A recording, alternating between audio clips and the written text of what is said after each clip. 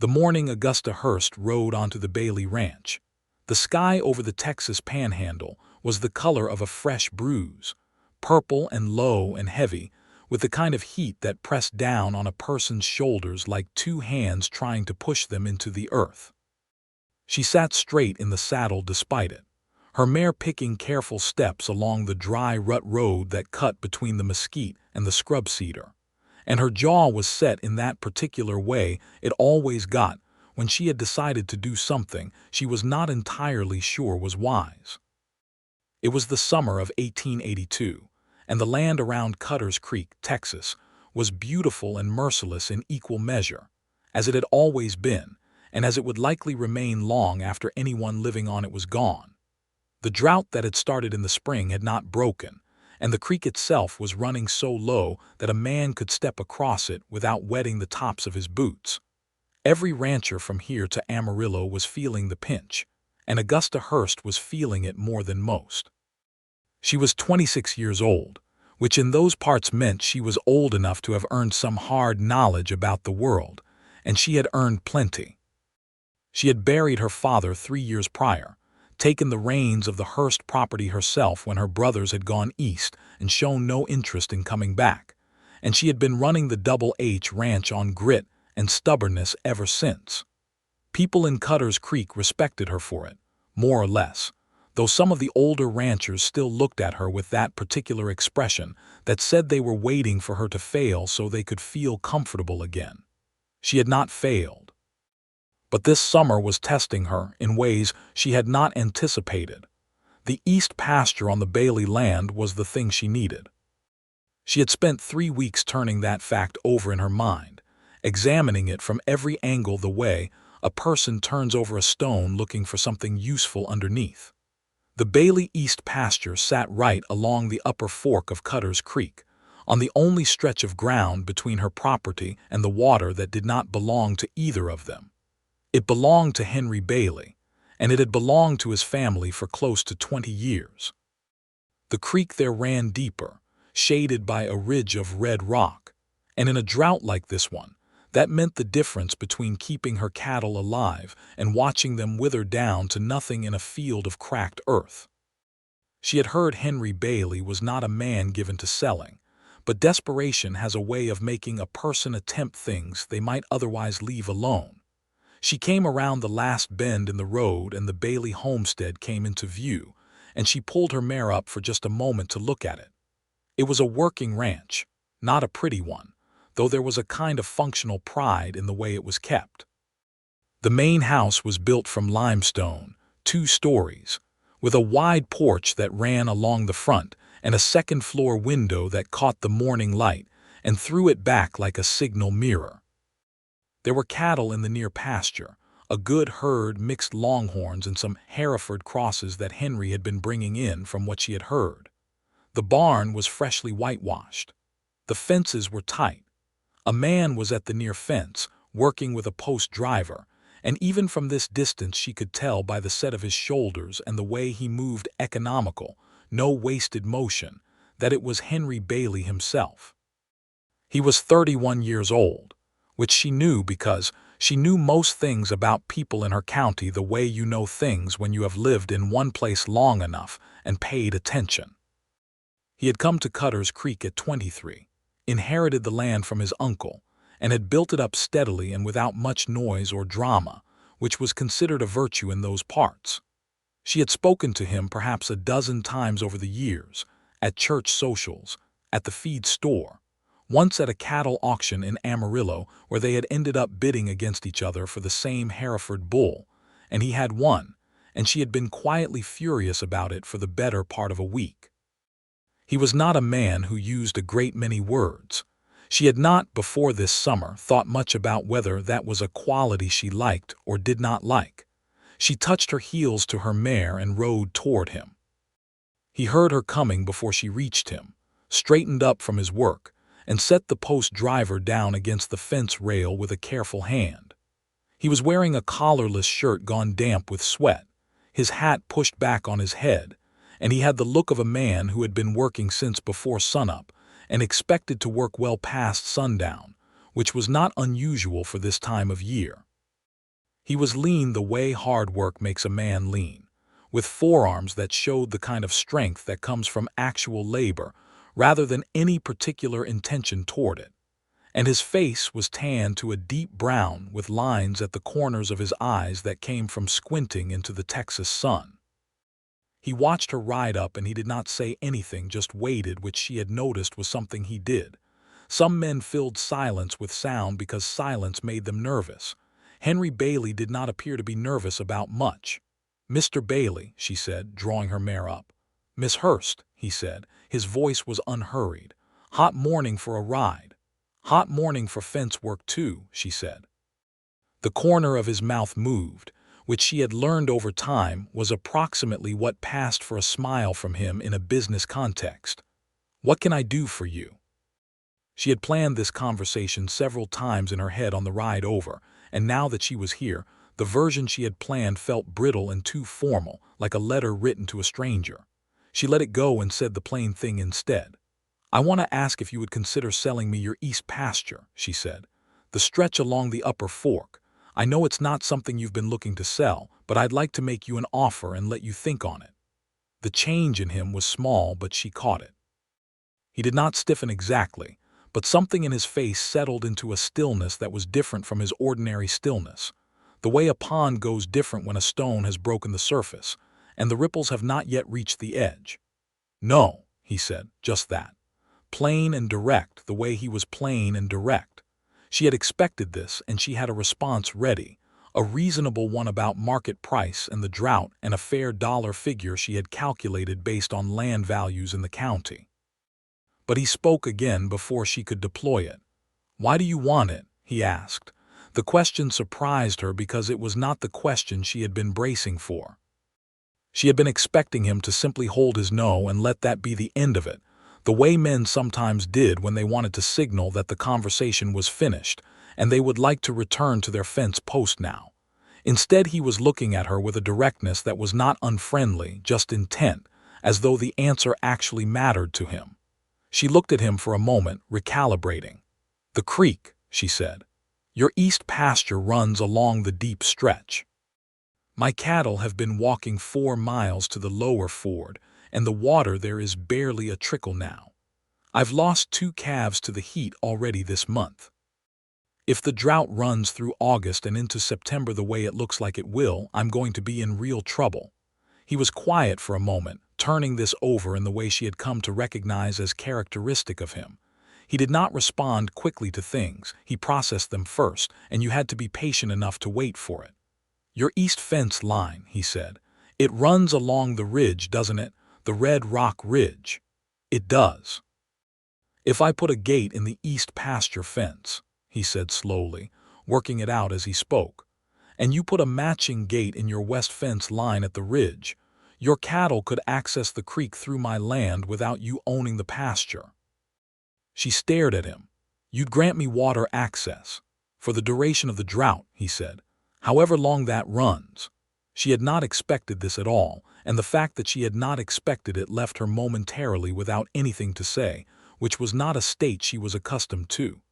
She had come prepared to negotiate a sale, to argue price, to be patient and persuasive, and perhaps to fail and ride home with her problem unsolved. She had not come prepared for generosity. "Why would you do that?" she said. He looked at her with those quiet gray eyes. "Because it seems like the sensible thing," he said. "Your cattle need water. I've got water access on my land. Selling you the pasture doesn't help either one of us as much as a shared access arrangement would. You keep your money, I keep my land, your cattle don't die." She stopped. "That's very reasonable of you, Mr. Bailey. Seems like most things work out better when people are reasonable," he said. She found herself studying his face and had to make a deliberate effort to stop doing it. "I want to compensate you for the access," she said, because her pride required her to say so. "Some arrangement, a fair one." "We can talk about what's fair," he said. "Come up to the house and have some water. It's too hot to stand in a field and negotiate." And that, Augusta Hurst would tell people much later, though not every detail of what came after, was where it truly started. Not with the asking, not with the no, not even with the unexpected alternative he offered her. It started with those words, "Come up to the house," and the fact that she went. The kitchen of the Bailey house was cool relative to the outside, the limestone walls holding the night's chill with admirable stubbornness. It was a man's kitchen, clean but plain, with a good iron stove and a work table that had seen considerable use, and a window over the dry sink that looked out across the east pasture she had come to try to buy. She stood at that window while he pumped water from the indoor cistern into 2 tin cups, and she looked out at the land she had wanted. It was beautiful, she realized, in the way that land is beautiful when it is cared for. The grass in the east pasture was drier than it should have been, but it was not yet gone, not the way her own south pasture had already gone to dust. He had been managing his water carefully, she could see that. The cattle she could see in the distance were healthy, their coats good. He knew what he was doing. "You've kept it up well," she said when he set the cup on the table near her. "Try to," he said. He leaned against the counter and drank from his own cup, and for a moment the kitchen was quiet except for the sound of a mockingbird somewhere in the yard working through its catalog of songs with great enthusiasm and no apparent plan to stop. "What kind of arrangement did you have in mind?" she asked, turning from the window. "Tell me what seems fair to you," he said. "You know your operation better than I do." This was another thing she had not expected from him. Men in her experience either named their price immediately or they waited for her to name hers so they could dismiss it, but they did not invite her to set the terms of her own proposal as though her judgment was the most relevant factor in the room. She found it disarming in a way she was not prepared for. "Usage rights for the summer grazing season," she said, thinking aloud. "Through October to be safe. In exchange I could," she considered. "Your south fence line runs along my property. The stretch of about 2 miles. I've got a better cedar supply from my timber lot than you do, and my man Carver is better at fence work than anyone in this county. I could supply the materials and the labor to refence your entire south line. That fence is 5 years old and I can see from the road it's showing it." He was quiet again with his considering look. "That's a reasonable trade," he said after a moment. "Better than reasonable, actually. You'd be giving me more value than you'd be receiving." "I'm the one who needs the water access," she said. "Seems like the balance ought to tip your direction." He looked at her with something in his expression that she couldn't quite name. Not surprise exactly. Something more like recognition, as though she had confirmed a thing he had suspected but not been certain of. "All right," he said. "We have a deal." They shook on it across the kitchen table, her hand in his, and the handshake was the kind that meant something, the kind where both parties actually mean to keep the terms because their word is worth keeping, and they know the other person's is too. His hand was rough and warm, and he held hers for exactly as long as a business handshake required, and not a moment longer, and she was aware of this fact in a way she chose not to examine until she was back on her mare and riding home. She told herself, on that ride home, that she was aware of it because it had been long enough since she had shaken hands with anyone that she had simply noticed the texture of another person's hand the way you notice things you encounter rarely. She told herself this with the same conviction she had applied to fence valuations and cattle counts and drought projections, and she found it slightly less convincing than those things. She sent her ranch hand, Carver, over to the Bailey property 2 days later with the cedar posts and wire and tools, and she sent a note with him that was businesslike and specific about the fence work. Henry Bailey sent a note back that was equally businesslike, and that included the detail that he had put a gate in the east pasture fence where they had agreed upon, and that the gate was unlocked and would remain so. She had ridden out herself that afternoon to check on the installation of the corresponding gate in her west fence line, and she had stood at the new opening and looked through it at Henry Bailey's east pasture, at the strip of deep shade where the ridge met the creek, at the water she could see even from here glinting in the light, and she had felt a relief so profound it was almost dizzying. The cattle knew almost immediately. They found the new gate within 2 days and began using it with the confidence of animals who have located something essential, and by the end of the first week, Augusta had established a regular movement pattern that rotated her herd through the creek access in a way that did not overwork any single stretch of grass. It was working. The crisis that had been building since April began to recede slowly, like a fever that has passed its worst. She had reason to ride along her west fence line regularly to check the gate and monitor the grass in the adjacent pasture, and on several of these rides, she found herself looking east toward the Bailey house, which was visible from the ridge when the light was right. She told herself this was practical. She was monitoring the drainage and the condition of the shared access point. And this, too, she found slightly less convincing than she would have liked. What she did not expect, and what disrupted her ordered internal accounting considerably, was that Henry Bailey had reasons of his own to check the east pasture regularly that summer, and these reasons brought him along his east fence line on the same mornings she was along her west, often enough that it stopped being coincidence after the third time. The first time they encountered each other at the fence line, she was on horseback and he was on foot, checking the gate latch, and they talked for perhaps 10 minutes about the condition of the grass and the projected rainfall and the state of the cattle markets, which were not encouraging, and then he went back to his work and she went back to hers. The second time, she had dismounted to look at a section of the new fence that Carver had installed, and which she suspected was not perfectly square, and Henry had come along on horseback and also dismounted and looked at the section in question and agreed with her assessment, and said that it should be reset before winter or the first hard wind would find the weak point. They had spent 20 minutes on this, standing in the dry grass with their horses standing patient and the mockingbird back at its work, and then he had asked her something about her cattle operation that was a real question with genuine interest behind it, not the kind of question people ask to fill the air, and she had answered it in full, and then asked him something in return, and 20 minutes had become closer to an hour before either of them had noticed.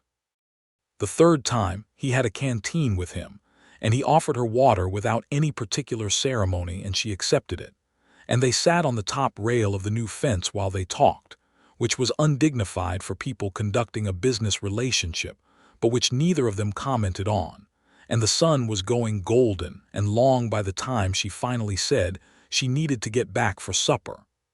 After that third time, she stopped pretending the encounters were incidental. She was not a person who wasted energy on pretenses she could not sustain, but she was also a careful person, and careful people do not rush toward things just because those things have begun to seem desirable. She had a ranch to run and a drought to manage, and she was not in the habit of letting her judgment be compromised by the fact that a man could talk to her as though her thoughts were worth listening to and make her feel, for the first time in longer than she cared to measure, like she was not entirely alone in the work of staying upright in the world. She allowed herself the fence-line conversations. She allowed herself nothing else, not yet. But the summer was full of unexpected events, and the drought was not the only pressure building towards something that would have to break. The trouble came from the direction of a man named Chester Pryor, which was not surprising to anyone who knew Chester Pryor. He was a land speculator, or that was the polite term for what he did, which was to identify properties under financial pressure and acquire them by means that were legal just enough to avoid criminal charges and dishonest just enough to make a person feel unclean afterward. He had been circling Cutter's Creek for the better part of 2 years, and he had already absorbed 2 smaller properties on the south end of the county, buying them from widows who had not known what else to do. In August, he rode to the Double H and made Augusta Hurst an offer on her entire property. She listened to the offer from her front porch, standing, because she had not invited him to sit down, and when he was finished, she told him with complete composure that she was not interested in selling, and that she expected the conversation to end there. Chester Pryor was not a man accustomed to simple refusals from women he considered to be in compromised positions, and so he did not let the conversation end there. He told her, with a particular kind of soft-voiced reasonableness that she had learned to identify as a variety of threat, that the drought was likely to continue, that her debt load, and he named a figure that told her he had been looking into her finances, which meant he had been talking to people she would have words with later, was substantial, and that the offer he was making was generous relative to what she would get in a forced sale when the bank called her note. She kept her voice steady and her face neutral, and she told him that she was not in financial distress, that her arrangements were her own business, and that she would thank him to take himself off her property. He left, but he left the way a man leaves when he intends to come back. She went inside after he was gone and stood at her kitchen table and pressed her hands flat on the surface and breathed slowly. The debt was real, not catastrophic, not yet, but real. Her father had carried it and she had been servicing it faithfully, but a bad year could make things complicated. She had known this. She had been managing it.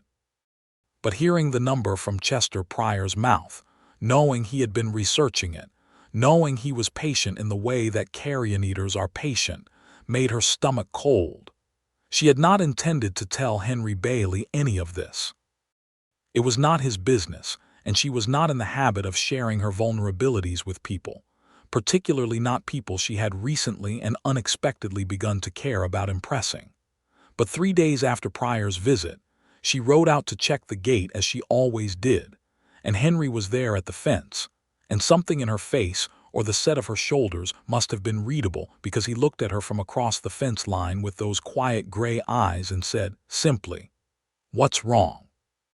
And she told him. Not everything, not the financial specifics, but the shape of it. Chester Pryor, the offer, the threat underneath the offer, the knowledge that he was watching and waiting. Henry's face changed when she said Chester Pryor's name. Not dramatically, not with the theatrical anger some men would have performed for her benefit, but with the particular controlled stillness of someone who knows a person and knows them to be genuinely dangerous. "He's been looking at my property too," Henry said after a moment. She looked at him. "Has he? Came by in the spring. I told him I wasn't selling." He paused. "He's been buying up the water rights along the lower creek for the past 18 months. The 2 properties he acquired on the south end of the county, both of them had creek access." She saw it then, the shape of the thing, and it was uglier than she had understood. "He's trying to control the water," she said. "All of it. If he owns the lower creek access and can dry up the alternatives, every rancher north of the lower ford would have to deal with him," Henry said. "On his terms. Your East Pasture," she said, and it landed differently now than it had when she first came to ask about it all those weeks ago. "That's why he'd want that too," Henry nodded. "And your property sits between mine and the town road. If he had your land, he could make access to this whole northern range difficult for everyone." They stood at the fence in the heat, both of them looking at the same problem from different angles, and the mockingbird was silent for once, as though it too was thinking. "What do you do with a man like that?" she said, not quite to him, more to the landscape. "You make sure he can't maneuver," Henry said. "He needs isolated pieces. He needs to pick people off one at a time. If the landowners up here present a unified position, there's nothing he can do. He can't buy what isn't for sale." "I've already told him it isn't for sale." "I know you have," he said, and there was something in his voice when he said it that was not quite admiration and not quite something else, some combination of the two that she could not entirely categorize. "But one person saying no is easier to wear down than several. We should talk to the other ranchers. Drummond, the Petrie family, old man Vasquez on the North Range." "A coalition," she said, "if you want to call it that." "I want to call it exactly that," she said. "And I think you should be the one to talk to them." He looked at her with slight surprise. "Why me?" "Because they'll listen to you," she said plainly. "You've been here longer than I have, you're not a woman, and you're not carrying debt. Your position is cleaner and they know it. I'll come with you and I'll make my own arguments, but you should start the conversations." He was quiet for a moment in his processing way. "That's a practical assessment," he said. "I try to be practical," she said. "I know you do," he said. And again there was that quality in his voice. And this time she didn't try to categorize it because she had a coalition to help build and she couldn't afford to be distracted. What happened over the following 2 weeks was that Henry Bailey and Augusta Hurst rode together to 4 ranches in the county and had 4 conversations about Chester Pryor and water rights and the importance of maintaining private ownership in the face of speculative pressure. They rode side by side on those trips, and the first trip was business and nothing else. Conversation kept squarely on strategy. But by the 4th trip, something had shifted in the comfortable way that something shifts when 2 people have spent enough time in each other's company, that the company itself has become something they are aware of valuing, separate from the purpose that brought them together. Drummond was blunt and immediately on board. The Petrie family, a husband and wife who ran their spread jointly, which Augusta appreciated on principle, needed more convincing, but came around by the 2nd visit. Old man Vasquez, who had been on his land since before Texas was a state, and who had survived things that made Chester Pryor look like a minor inconvenience, needed no convincing whatsoever, and expressed his position on land speculators with such colorful conviction that Henry had to hide his smile behind his hat brim and Augusta had to press her lips together hard and look at the sky. The coalition took shape. It was informal, but it was real, and when Chester Pryor made his next round of approaches in late August, he found doors closed and people with the particular kind of polite firmness that comes from having talked to each other and arrived at the same position. He left Cutter's Creek in early September with nothing he had come for, and he did not come back, because men like Chester Pryor are fundamentally opportunistic, and once an opportunity clearly isn't available, they find the next one. Augusta learned of his departure from the feed store owner, a man named Douglas who knew everything about everyone, and she rode directly to the Bailey Ranch without particular planning, which was more impulsive than she generally allowed herself to be. She found Henry in the barn, doing something complicated with a piece of tack, and she leaned against the barn door and told him that Pryor was gone. He set the tack down and looked at her, and the relief on his face was real, and it was not just about his own property, she could see that, and seeing it did something to her equilibrium that she would have been embarrassed to describe aloud. "Good," he said. "Good," she agreed. "You hungry?" He said, "I was about to eat." It was a simple question, and she could have said no and ridden home and maintained the careful distance she had been maintaining. Instead she said, "I could eat something," and followed him into the kitchen. Supper in the Bailey kitchen was beans from the pot he had going on the back of the stove and cornbread that he made with the ease of someone who has been cooking for himself for a long time and has reached an accommodation with it, and black coffee that was strong in the way trail coffee is strong, which she liked. They sat at the same table where they had negotiated the water access arrangement in June, and the conversation that started over supper was nothing like that conversation had been. They talked about where they had come from. He told her about Kansas, about the farm where he had grown up with 3 brothers and a father who worked the land with a grim efficiency that left no room for anything resembling affection, about the relief he had felt at 23 when his uncle's letter arrived offering him the Texas property, the sense that here was distance enough to be his own person in a way the family farm had never permitted. She listened without interrupting, which was a thing people didn't always do for him and which he seemed to notice, and she told him about her own father, the brilliant, difficult man who had built the Double H from nothing and who had believed absolutely in her capacity to run it, which was a gift she had not always recognized as a gift when she was living inside the argument of it. "He was right," Henry said quietly. "About what?" "About your capacity to run it," he said. "Seems obvious from the outside." She looked at him across the table with the lamp between them throwing its yellow light, and she said, "That is a kind thing to say." "It's just a true thing," he said. She was not sure later who moved first. She was not sure it mattered. What she was sure of was that somewhere in the long, comfortable space of that evening, Something resolved itself between them in the quiet way that things between two careful people sometimes do, not with drama or announcement, but with a kind of mutual recognition, and arriving at the same place by separate routes, and finding the other person already there. He walked her out to her mare when the evening had gone full dark, and the stars over the panhandle had come out in their outrageous abundance, the way they do in that country, without reserve or modesty. She was tying off her saddlebag, and he was standing near the horse's head, and the silence between them was comfortable and also taut in a way that comfortable silence sometimes is when there is something in it waiting to be said. "Come to supper again," he said. "On Sunday, if you want." She looked at him. The lamp from the barn behind him was just enough to see his face, the particular look of a man who has said something that required something from him and is now waiting to see what it costs. "I'll come on Sunday," she said.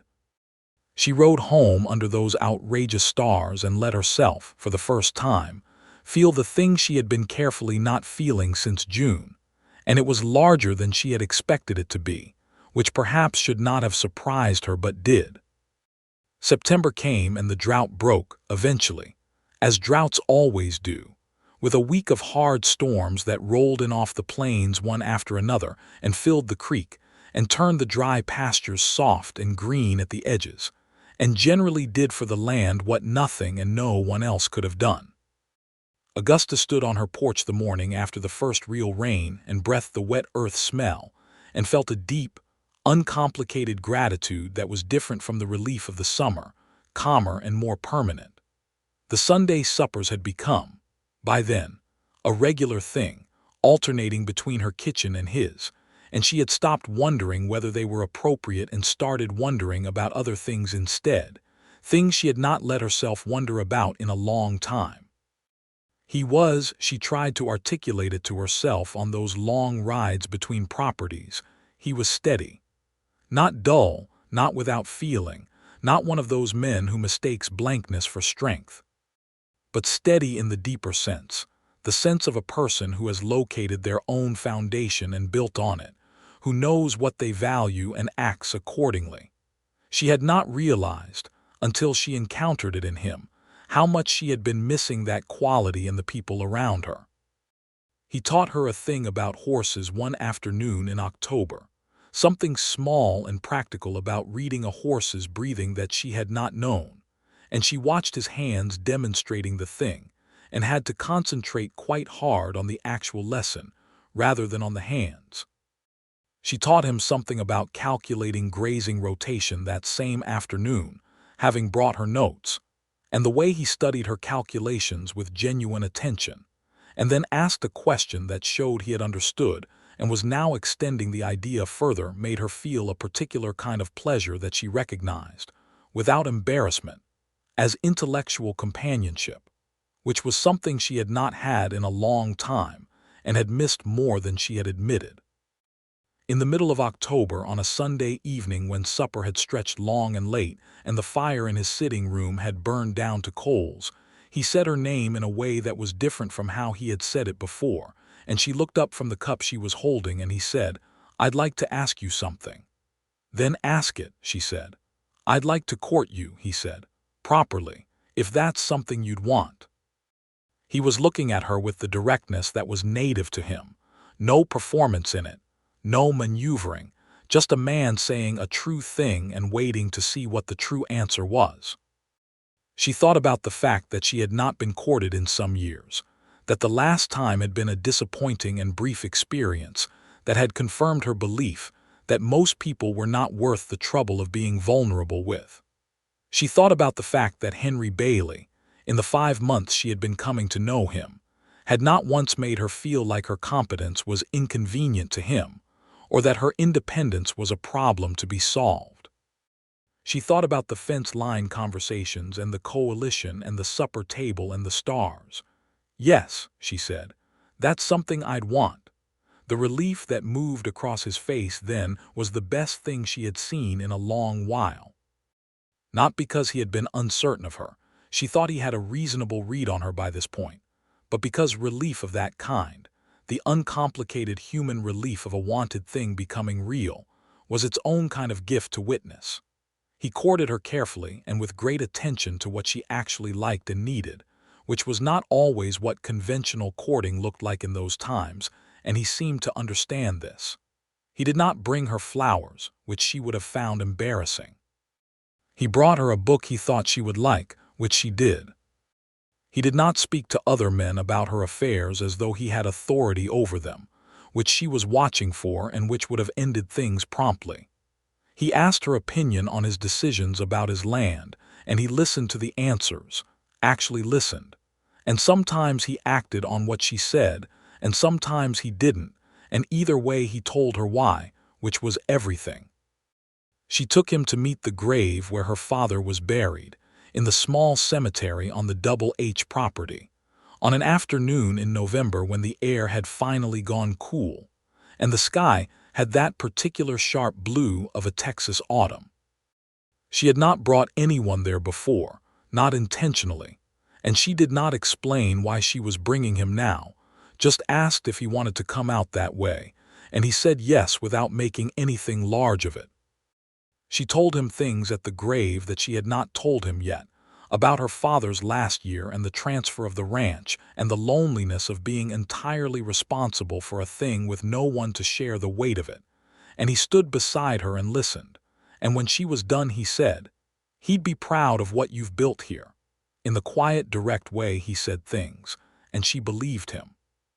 She pressed her fingers to the headstone for a moment, and then turned back toward the horses, and he fell into step beside her, and they rode home in the failing light with their shoulders, sometimes close enough to nearly touch, and neither of them moving away.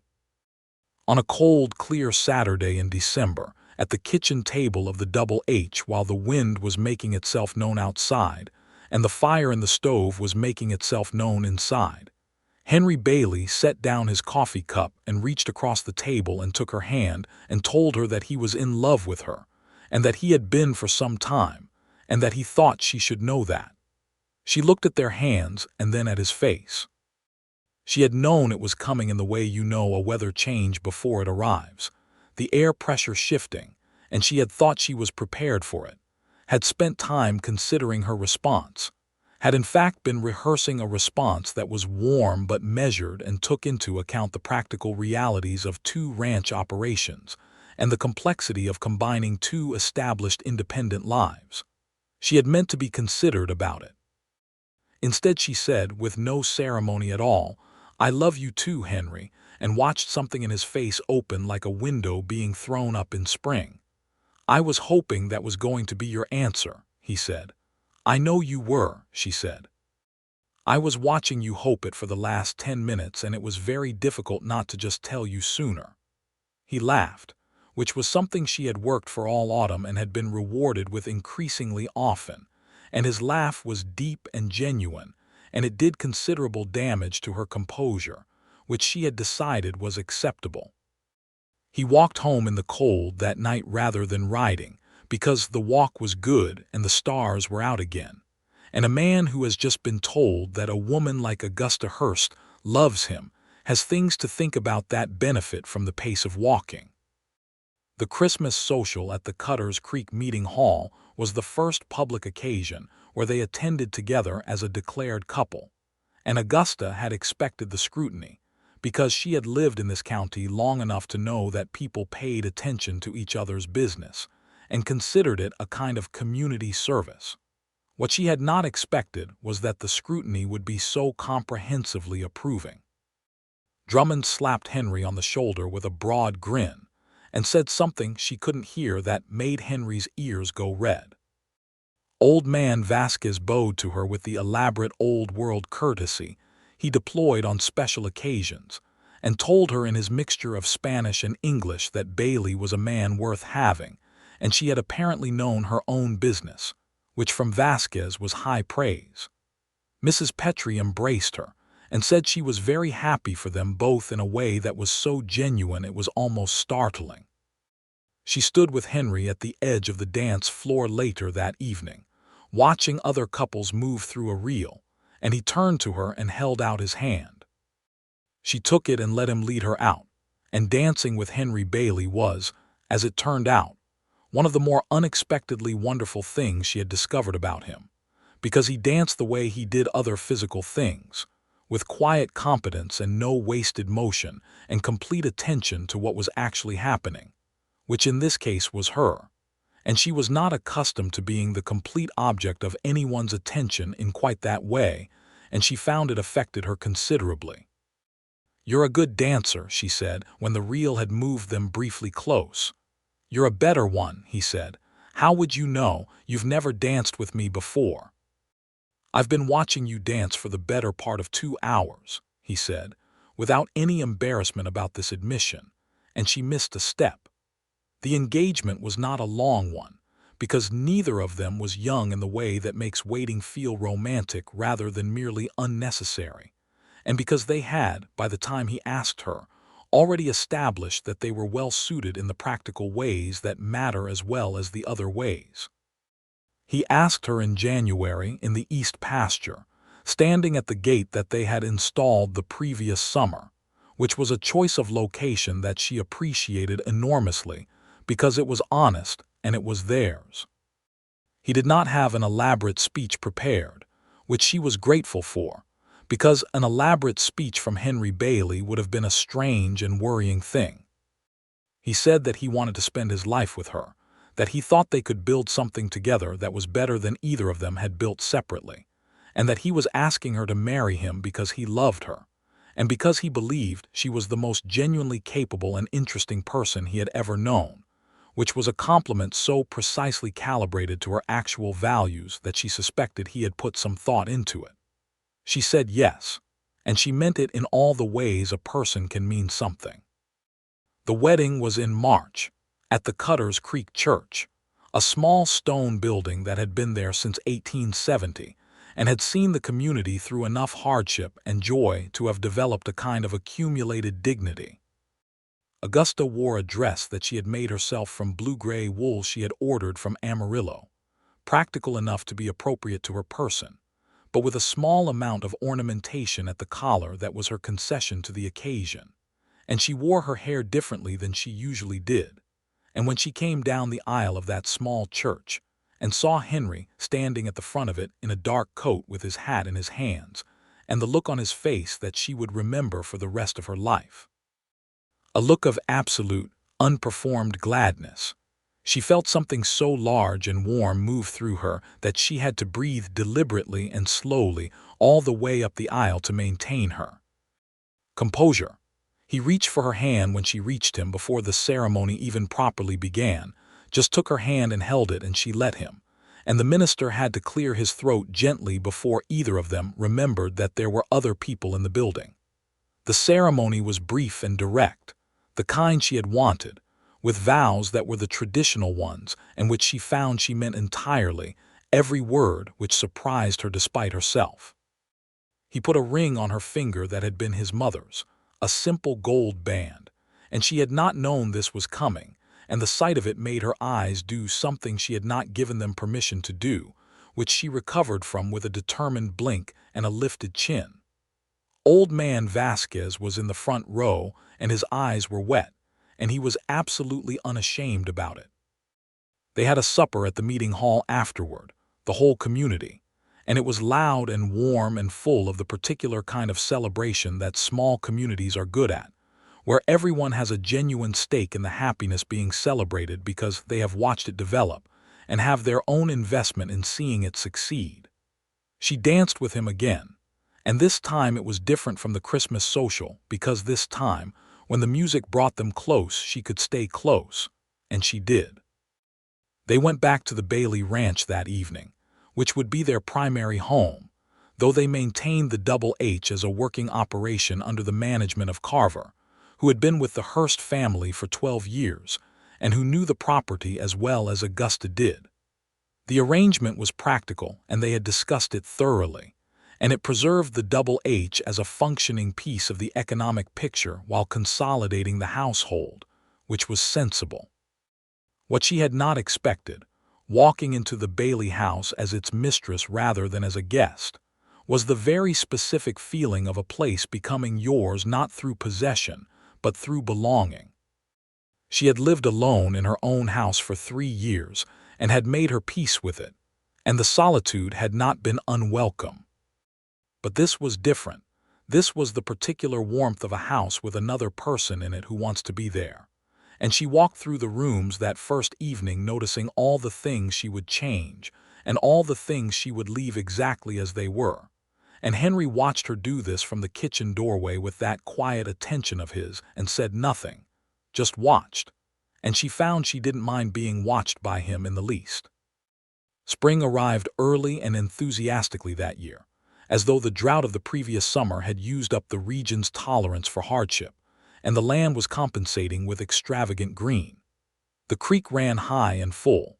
The cattle in both the combined Bailey Hurst operation were in excellent condition, and the east pasture that Augusta had come to buy and been refused was now hers in a truer sense than ownership could have made it, because it was part of a shared life built on terms that meant something. They worked the land together with the efficiency of two people who had been watching each other work long enough to know each other's methods, and the combination of his deep knowledge of the Bailey property and her systematic approach to management produced results that neither of them would have achieved alone, which neither of them found surprising, having expected it, but which they still took satisfaction in. There were arguments. She had not expected a life without them, and she would not have trusted one. They disagreed about the Hereford breeding program, initially, because she thought he was being too conservative and he thought she was being too aggressive, and they had a discussion in August that was direct and thorough, and that she won on the merits, which he conceded without rancor. They disagreed about whether to extend their fence line north, which he wanted to do and she was not initially convinced by, and he laid out his reasoning over 2 evenings and she asked hard questions, and by the end she was convinced and told him so. The arguments were the kind that made things better rather than worse, the kind where the point is to find the right answer and both people know it. She was pregnant by autumn, which was discovered in October, and which produced an immediate and uncontrollable smile from Henry that she had never seen on his face before, wide and helpless and entirely unlike his usual composure, and which she thought she could probably live on for a considerable time. He was solicitous in a way that she had to occasionally redirect, because she was perfectly capable of most of her normal activities well into the pregnancy, and she was not interested in being treated as fragile, and he accepted this redirection with reasonable grace after the first 2 instances, after which they reached an understanding that she would tell him what she needed, and he would provide it without additional inference about what else she might need. She found, as the months progressed, that what she needed was frequently his company, which she was able to want without embarrassment now, the wanting having been fully legitimized by the ring and the ceremony and the shared life and all the rest of it. She would find reasons to be where he was working, and she would bring her own work with her, and they would spend whole afternoons in the same field or the same room with only occasional conversation. And she found this profoundly comfortable in a way she had never found any other person's company comfortable before. The baby was born in May, a boy, solid and vocal about his opinions from the first moment, which Henry delivered with more competence than Augusta had expected, but which she also managed herself with more composure than she had expected, because she had a high tolerance for pain and a stubborn determination to be present and alert for the important moments of her life. Henry held the baby with the careful confidence of a man who has handled small things before and knows that gentleness is a skill rather than an instinct, and the look on his face was something that Augusta catalogued and filed in the deepest part of her memory, a look of pure, uncomplicated love for something small and new and belonging to both of them. They named him Thomas, after her father. Henry had suggested it without prompting, and she had looked at him when he said it and had not been able to speak for a moment. "Thomas Bailey," she said when she found her voice. "Thomas Henry Bailey," he said. "If you want the Henry." "I want the Henry," she said. Thomas Henry Bailey turned out to have Augusta's directness and Henry's patience, an unlikely combination that made him simultaneously easier and harder to manage than either of his parents, though this was not apparent in the first months of his life when he was primarily interested in eating and sleeping, and making his feelings known with great volume and without apology. The following years built themselves with the organic accumulation of a life fully lived. The ranch grew. The combined operation of the Bailey and Hurst properties, run together though legally maintained as separate holdings that Augusta had been firm about, became one of the most efficiently run spreads in the county. They were not the largest, but they were known as reliable, well-managed, honest in their dealings, and this reputation was worth more in the long run than acreage. Old man Vasquez died in the summer of Thomas's second year peacefully, in his own house at an age that he had always been vague about but which was considerable. They went to the burial with the rest of the county, and Augusta stood at the grave and thought about the old man's wet eyes at her wedding and the elaborate bow, and the assessment that Henry Bailey was a man worth having, and she pressed her fingers against the headstone much as she had once pressed them against her father's, and said a private word of gratitude. The Petrie family built a new barn that fall and Henry helped with the raising, which was how it was done, every able-bodied neighbor coming out for the frame raising, and Augusta brought food with the other women and also worked alongside the men when there was lifting that needed doing. And Mrs. Petrie said, not for the first time, that she was very fond of Augusta Bailey, and Augusta told her she was very fond of her too, and meant it. Thomas learned to walk in October of his second year, and promptly used this new ability to go everywhere he had not been before, which meant that his parents developed a rotation of vigilance that divided their days with the practical efficiency they brought to all logistical challenges, and which also meant that Henry spent a great deal of time on the floor of various rooms and barns and fields, following a small person with his father's patience and his mother's unstoppable forward momentum. And Augusta observed this frequently, and found it did the same damage to her composure that his laughter did, which was to say considerable.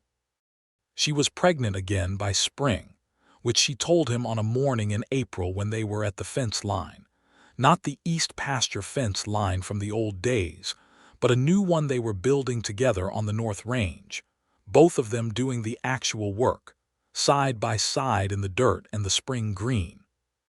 She just said it, the way she said most things, plainly and directly, and he set down the hammer he was holding and looked at her with that same helpless smile that had appeared with Thomas, the one that his ordinary composure had no defense against. "Another one," he said. "Another one," she confirmed. He picked up the hammer again and they kept working, and she was aware, in the whole body way of a person who has learned to recognize happiness, that this was it, exactly this, the two of them working in the spring air with the smell of new grass and turned earth, and a future being built by two people who had chosen each other with full and deliberate attention. The second child was a girl, born in November, who arrived with considerably less drama than Thomas had, and who seemed from the beginning to have a quieter temperament, though quieter than Thomas was a relative measure that left quite a lot of room. They named her Clara June, the June for the month that Augusta had first ridden to the Bailey Ranch on that bruised sky morning, which was a kind of private poetry that she offered, and he accepted with a smile that told her he understood it perfectly.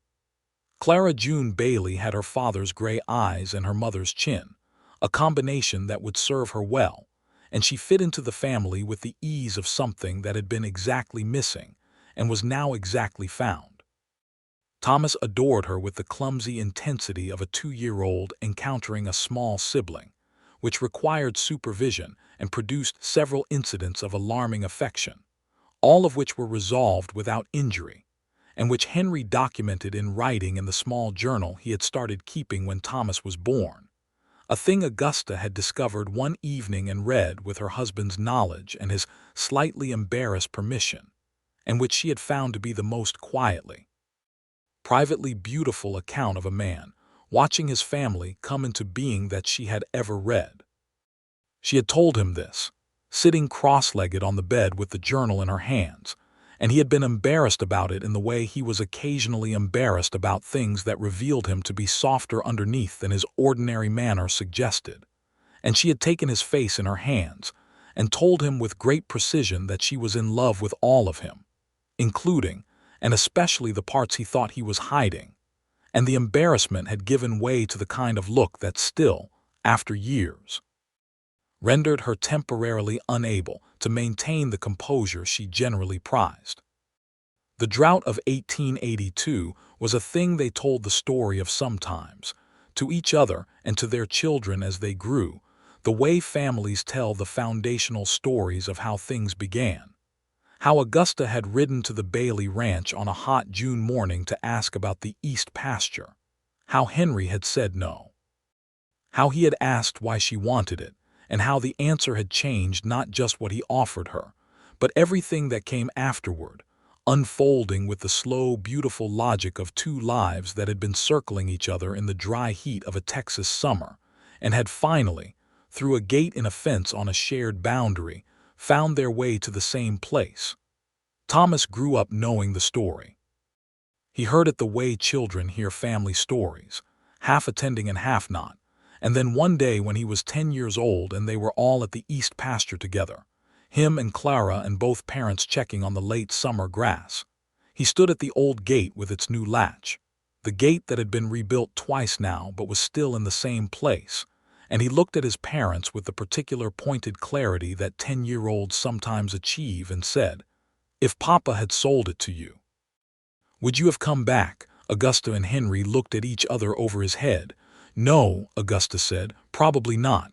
"Why not?" "Because I would have gotten what I came for," she said. "And I would have gone home." Thomas thought about this with his mother's directness and his father's thoroughness, so it was better that he said no. "Much better," Henry said. "I knew what I was doing," he added, which was not strictly true but which Augusta let pass because the warmth in his voice when he said it was something she was not inclined to argue with. She stood at the East Pasture gate in the late summer light, with her husband beside her and her children running ahead of them toward the creek, and she looked at the land she had wanted to buy, and at the man who had refused to sell it and had asked why she wanted it and had turned her answer into something neither of them had expected or planned for. The creek was running well, full from a wet spring, its sound reaching them from behind the ridge of red rock in the shade. The grass was good. The cattle on both properties were thriving. She reached over and found his hand without looking, because she knew where his hand was the way you know where things are when they belong near you, and he took hers and held it, and they stood there together in the August heat with the mockingbird in the cedar making its extravagant and unplanned catalogue of songs, and she thought that the drought of 1882 was among the best things that had ever happened to her, which was not how she had felt about it at the time. But that was the thing about the important events of a life. You very rarely knew what they were while they were happening. You only knew later, standing on the other side of them, with the evidence of where they had led spread out around you in green pasture and deep water, and the sound of children running toward something bright, and the hand of a man who had said no when it mattered and yes to everything after. The years continued to layer themselves, the way years do on land and on people who love the same land. The Bailey Ranch became something pointed to with a quiet local pride, a working example of what patience and good management and two people thinking clearly together could produce from the capricious Texas soil. Henry took on a second ranch hand to help with the expanding herd, a young man named Abel who was 16 when he started and who grew up on the property with something close to the protectiveness of a second family, learning from both of them. And Augusta taught him to read when she discovered he couldn't, without making any particular announcement about it, simply offering it one evening the way she offered most things she thought were needed. She established a lending library in the Cutters Creek Meeting Hall in 1887, a modest collection of books she had accumulated over her years on the Double H, supplemented by donations from the other ranch families, and by an occasional order from a bookshop in Amarillo. It was not a grand undertaking, but it was a real one, and it became the sort of community thing that outlasts the person who started it, which she had intended.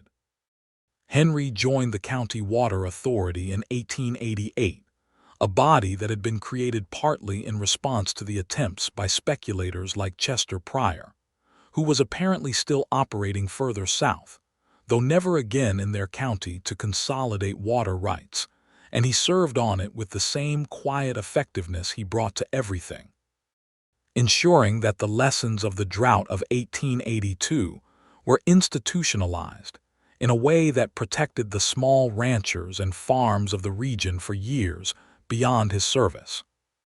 Clara turned out to have a gift for horses that transcended even her father's considerable skill, and by the time she was 8, she was handling animals that gave adult ranch hands trouble, with a patience and intuition that made Henry watch her with the particular expression of a man witnessing something exceptional and knowing it. He never made more of it than the gift required, never turned it into something for public display, just gave her the space and the horses and the quiet acknowledgement that she had something real and should use it well.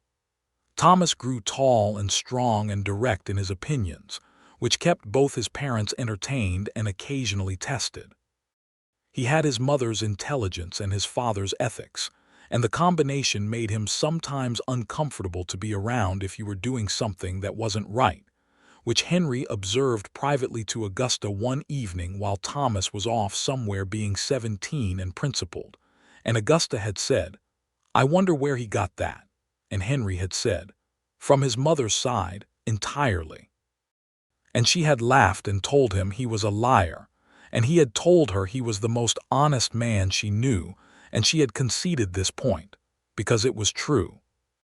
In 1890, on a March evening that was cold and clear, Henry and Augusta sat on the porch of the Bailey house, which was their house, had been their house for 9 years now, and he had his arm around her and she was reading and he was watching the last of the light leave the sky, and the dogs were at their feet, and the sound of Thomas and Clara talking somewhere in the barn drifted across the yard, something about a horse. "The East Pasture," he said, out of nowhere. She looked up from her book. "What about it?" "You never did buy it," he said. "No," she said, "I never did." "Do you want to?" he said. "I'll sell it to you now if you want. We could do the paperwork."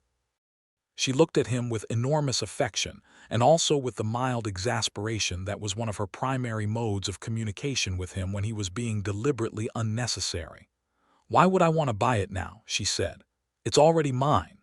He smiled, the full one, the one that his composure couldn't contain, the one that had done damage to her equilibrium for 8 years and showed every sign of continuing to do so indefinitely. "It is," he agreed.